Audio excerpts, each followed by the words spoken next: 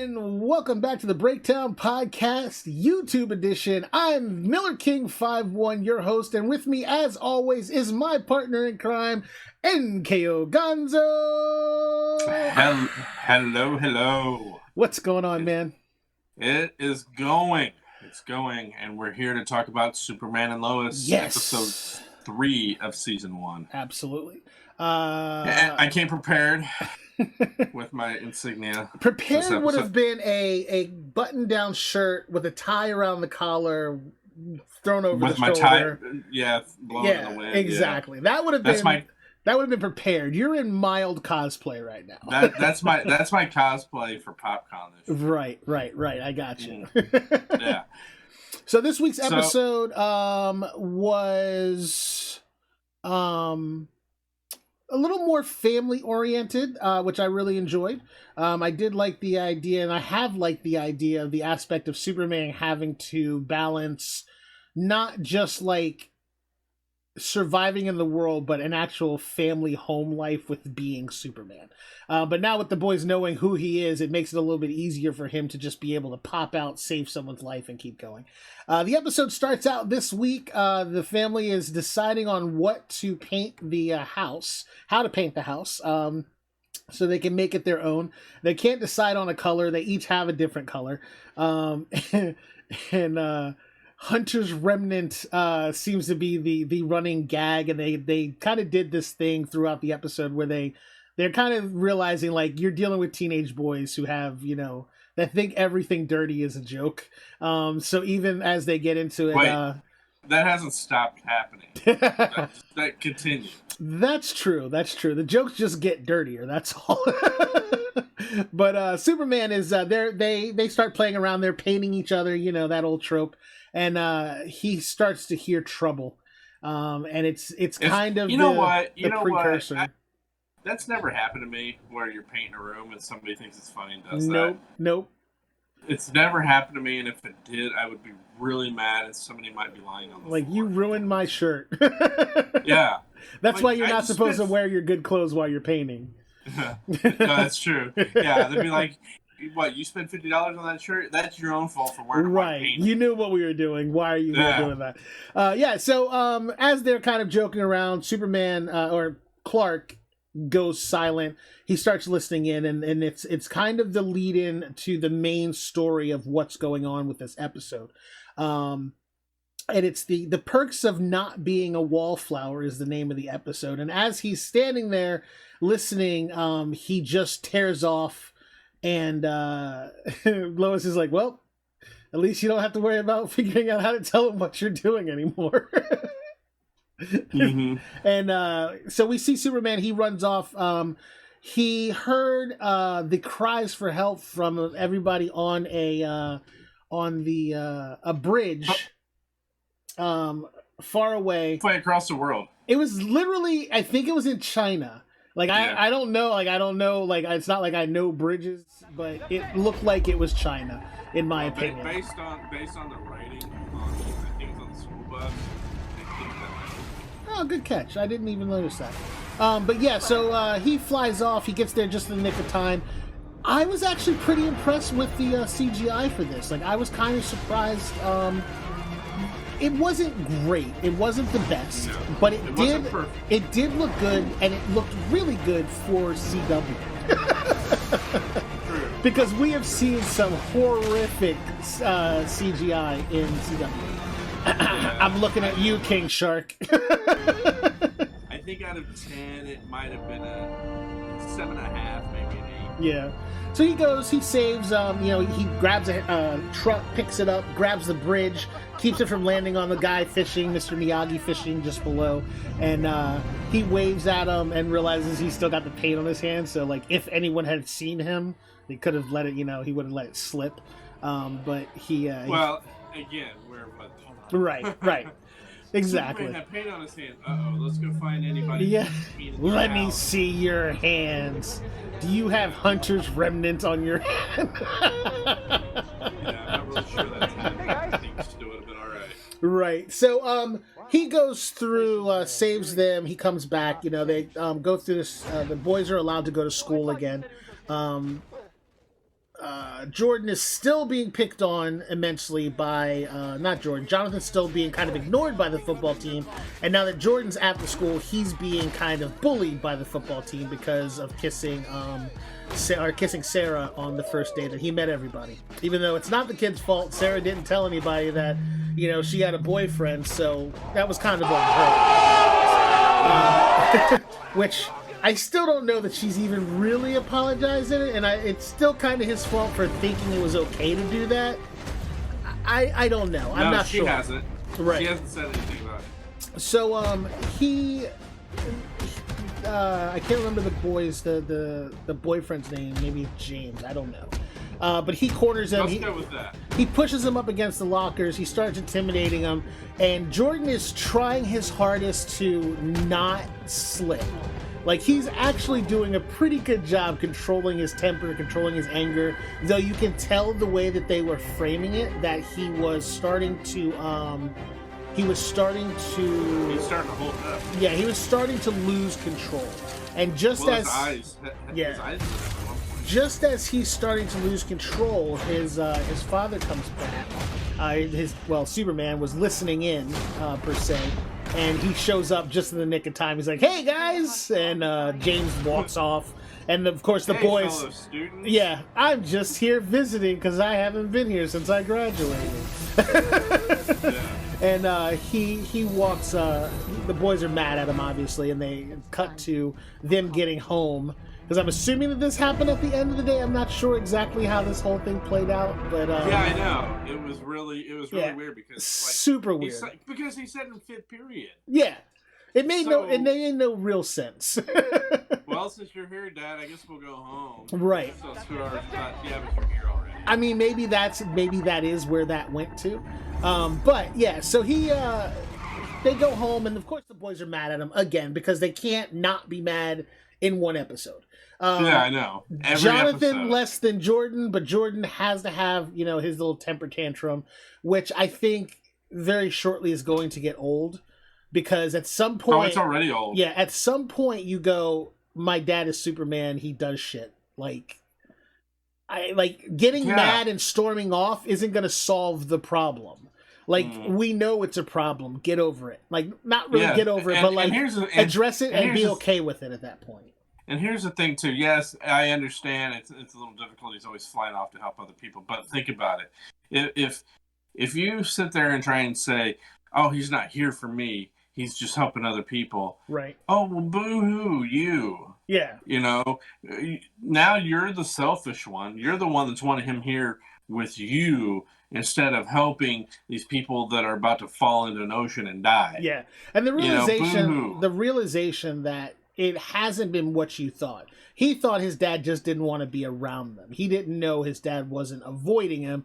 Which he thought it was. He thought his dad was avoiding him, but what it actually was his dad saving people's lives and just not being able to be there when he wanted him to be there. And okay, I get that. As a kid, you want your dad around, but I mean, he wasn't like he was just ditching him. That's my main point. Right.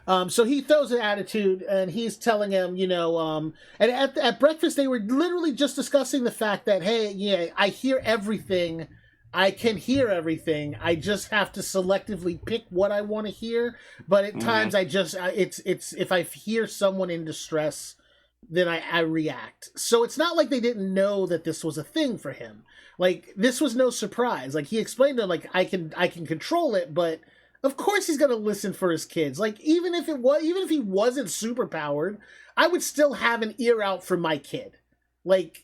It's just what it is. But they get mad. They storm off. Later on at dinner, they have their kind of family powwow, and he gives them attitude. And I was like, boy, you better take that bass out your voice, because that's exactly what I would have been saying to my son. I was like, you need to take that bass out your voice and go to your room. That's what I heard when he said that. That's exactly what that was. That was that statement coming from Superman. So he walks off. I never got to use that line. Of course, it would have been weird if it was my daughter had bass in her voice. You better take that tenor out of your voice. You better get more high pitched. Yeah. wait, no, I don't know. Maybe not. Because it doesn't I work. don't know how that works. But so he sends him to his room, and of course Jonathan's like, "Oh no, nope, I'm on your side. I don't want to get in trouble." He's like, "You two, get out of here," because of course he was still throwing a little bit of an attitude. But Jonathan kind of stays to the side and lets Jordan say everything that he's thinking. I think, and lets him kind of throw the attitude. The we end up seeing the kids. Well, not the kids, but Jonathan's thing is football, right?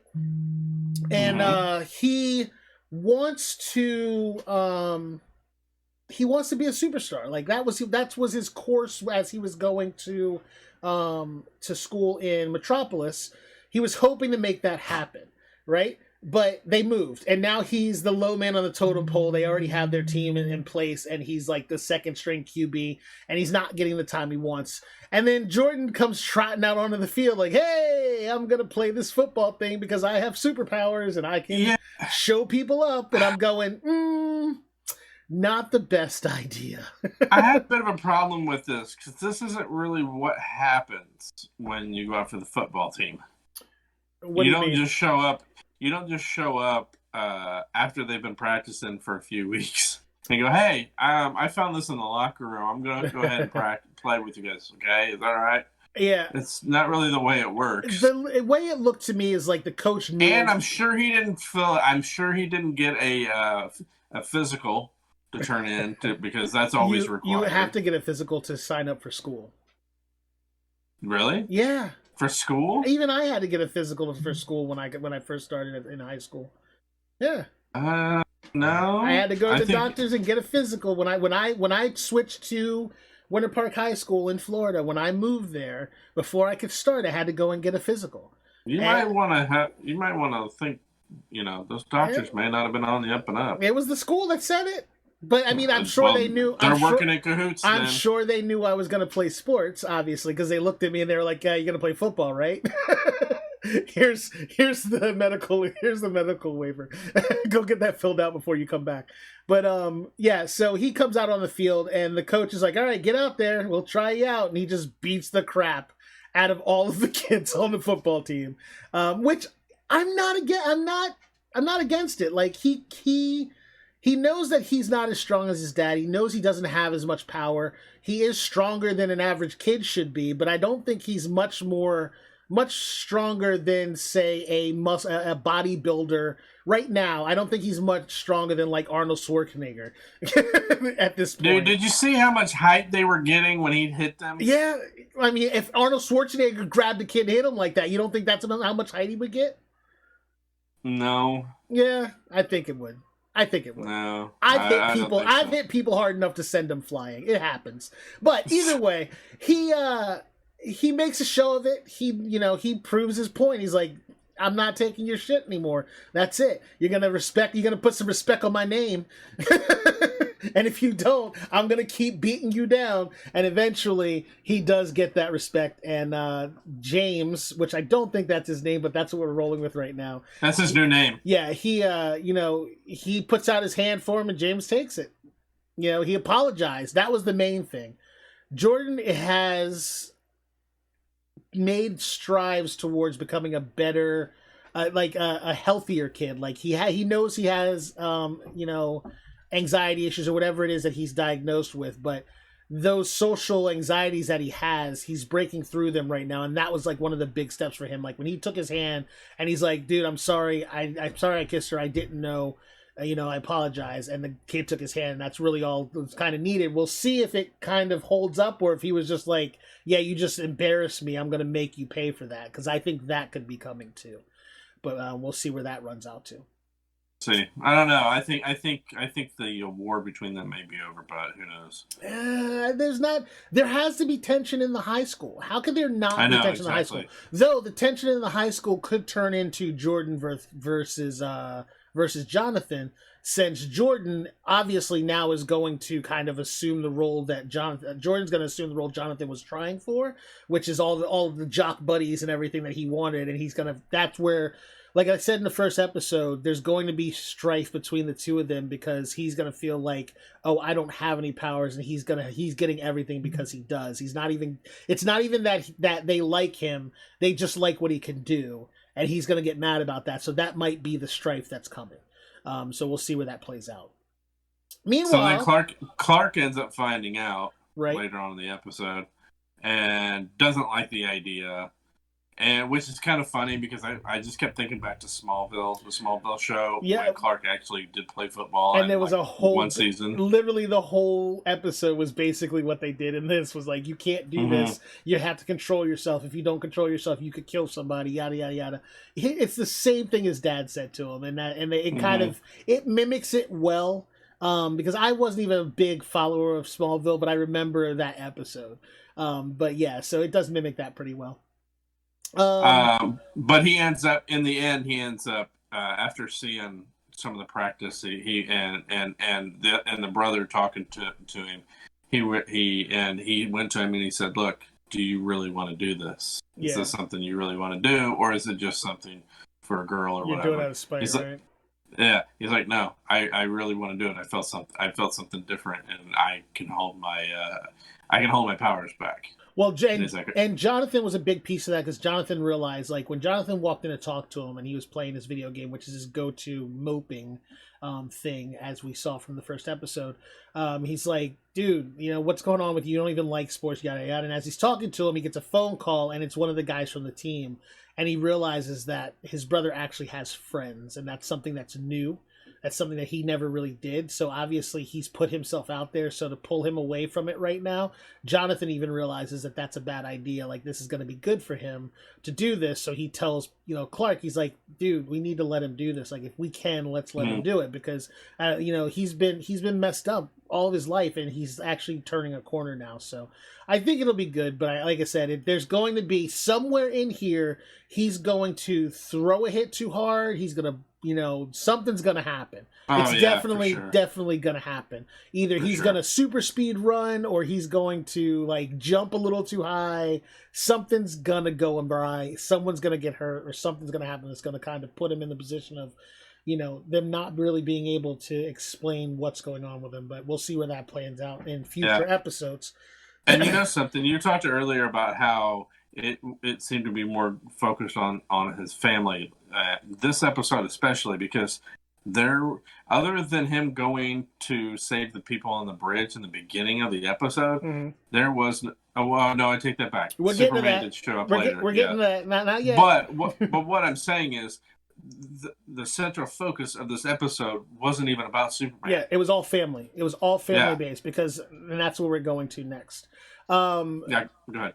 The Lana's family. I can't remember what their last name is, but Lana's family. You're right with them. I was thinking the Lois situation first.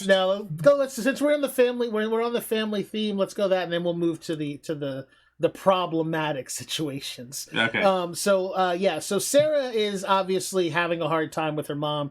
Her mom doesn't understand why she's the way she is. She doesn't understand why her mom is being the way that she is. Everything's kind of haywire. And basically it comes down to Sarah is just not happy. Like, she knows her family's not happy. She knows they're all faking the funk. And she doesn't understand why they're doing it and why they won't just do something about it. The sister is acting out. Sarah's now acting out. She had tried to hurt herself, to cause herself harm, and the mom is just like, I don't know why you're like this. And she's like, why are you the way you are? And she's like, well, it's not my fault. It's because of where I'm from. We had to be like this. We always had to be nice and friendly. I'm like, do you not remember your high school years? I remember you from Smallville. That's not how this went down. Don't even try It's not the same Lana. It's not the same Lana. Whatever. But anyway, but she you know what? I will say this because I watched probably too much of Vampire Diaries. Yeah. I keep waiting for Emmanuel Shariki just to turn heel on somebody. It doesn't matter who. I just keep waiting, but I'm not sure it's going to happen. Yeah. But I will say, in this episode, she was really good, and in that conversation she had with her daughter, when It they were was sitting up in her bedroom it's a talking about pretty that. it was a pretty poignant moment in the episode, and the fact that like we can see that they don't have that perfect little life that they're putting out. Everyone thinks that they are the the royal family of Smallville, and we find out in this episode that they are anything but. The father is disengaged, the mom is just worrying about everything and everybody, the girls are doing their own thing. It's just a big issue. But aside from that, we have Lana, not Lana, Lois Lois. is trying to make her mark at the Smallville Gazette. Her boss is like, I can't do this. You're too much of a reporter for me. We don't do stuff like this in Smallville. How no? You have to stop. And she's just afraid. She's afraid of what being a big city journalist or reporter is. And obviously Lois is like, no, I'm going after the story. And in the course of that, we meet a new character. Her son was a foreman at the mine in the last town that Malcolm Edge tried to take over and do what he's trying to do with Smallville. And her son disappeared. The mom has a recording of him basically being ominous, like, "Oh my God, this promotion was a bad idea. I shouldn't have done this. If you don't hear from me, I love you." I'm like, dude, why didn't you just tell her what the problem was? Like, why wouldn't you have just said that? So at least if you did disappear, she knows what happened to you. Like, everyone knows, like, if you think you're in danger, that's what you do. You send a message to everybody you can and let them know that there's something wrong. But no, he's like, oh, there's something strange here. I don't know what I should do. I love you, Mom. Bye. Yeah, I've never been in that person's shoes, and I've never received a call from somebody in those person's shoes, but I'm willing to bet they would actually explain what's going on.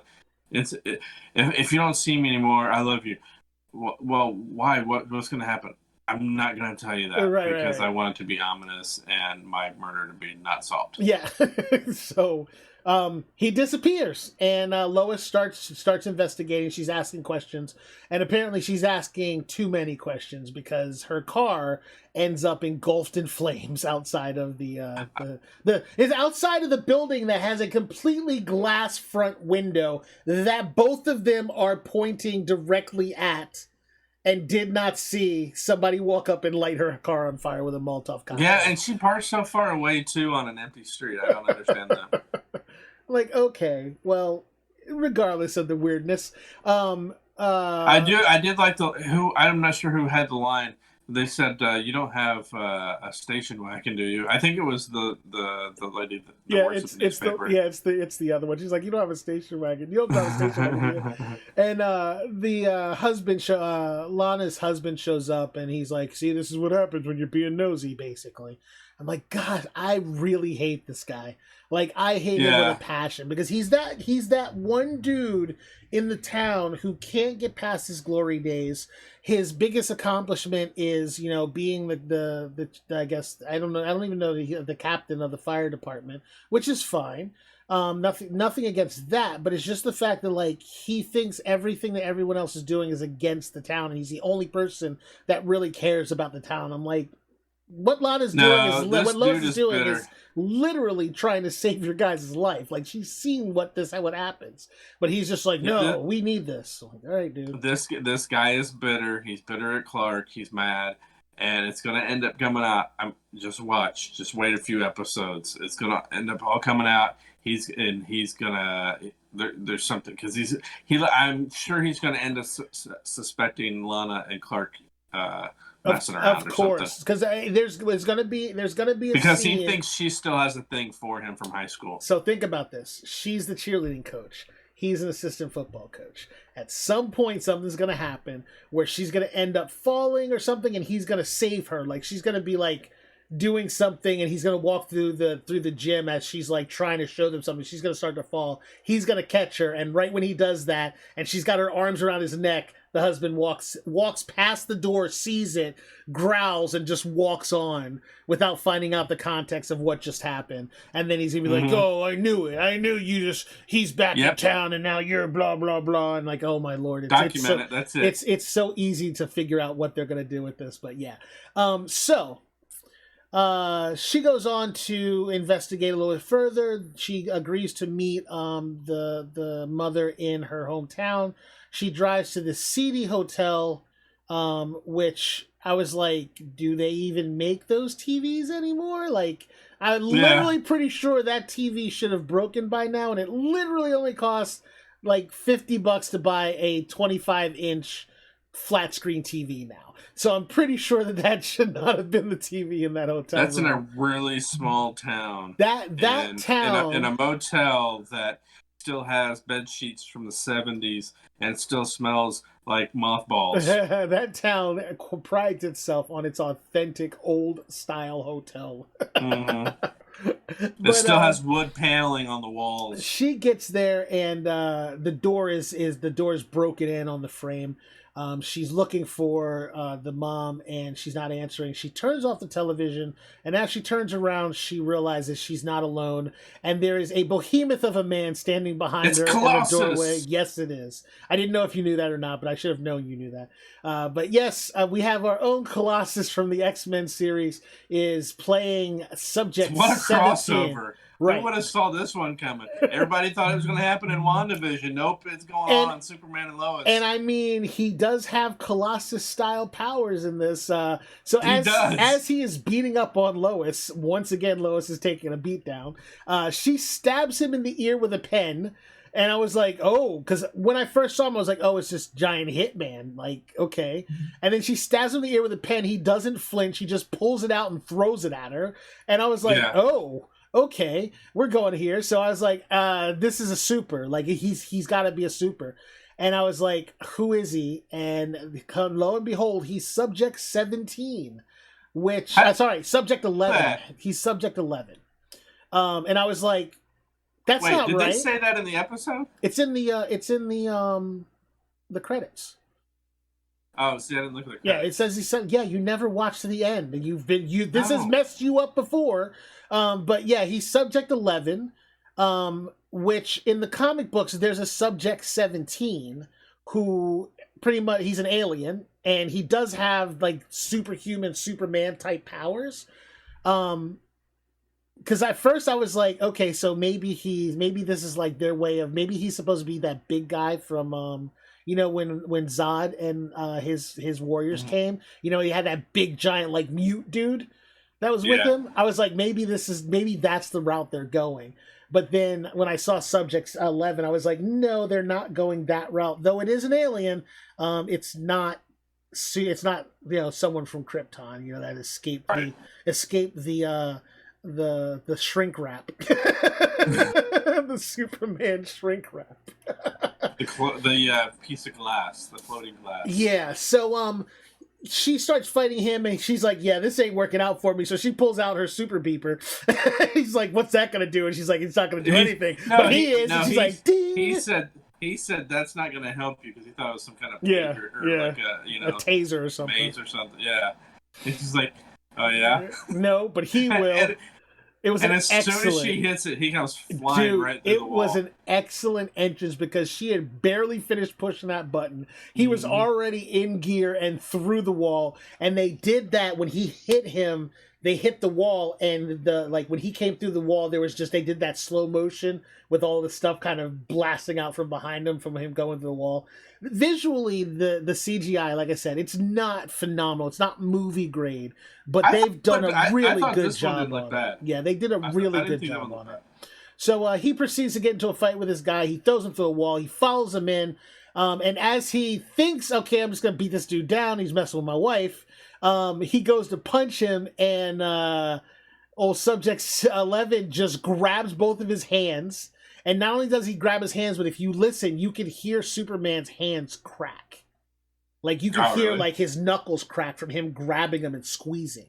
Like, there's like, pop, pop, pop. And I was like, oh, like, they're telling us how strong this dude is. And he basically beats the stuffing out of Superman for a minute, knocks him out for a minute, by the way. Like, he just waylaid, like, he went full UFC on Superman, and it worked. Superman was out for a second.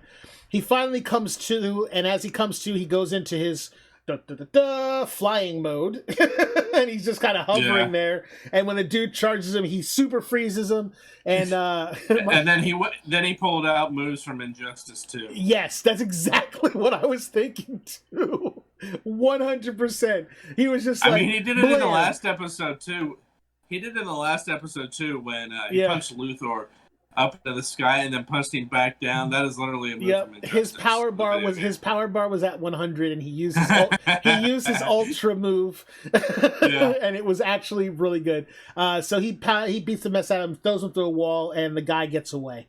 Lois saves the mother, as far as we know, because she had a telephone cord wrapped around her throat. And she told No, Superman she's Superman. almost. Well, Yeah, she said Superman took her to the yeah, hospital. she's alive, but she needs to get to the hospital now. I'll be fine, and he takes off. I'm like, Yeah, dude, and you that didn't all even happened. check and make sure that Subject 11 was gone. Like you assumed he was, but she's still there and whatever. But so he takes her to the hospital, and that happened that happened before the car bombing, I think.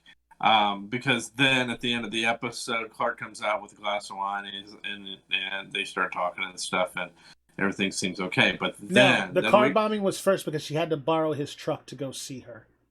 Remember, she's like, "I'm going to need to borrow your truck." Yeah. He's like, "Are you going to bring it back?" She's like, "I make no promises." Yeah, that's right. It's like, yeah, it may end up on fire as well.